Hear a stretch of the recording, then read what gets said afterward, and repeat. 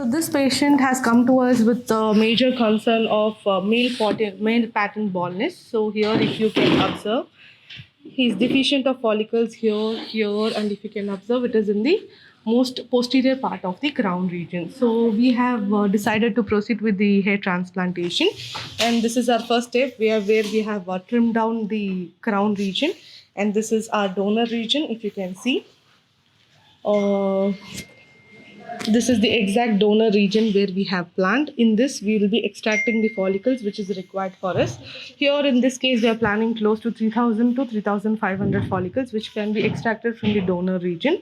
Now the follicles which will be extracted from the donor region will be actually transplanted into the recipient region. So can you see the markings here? So this is his expectation where we'll be covering his front line followed by loss of hair follicles in this particular region and then in the posterior part of the crown.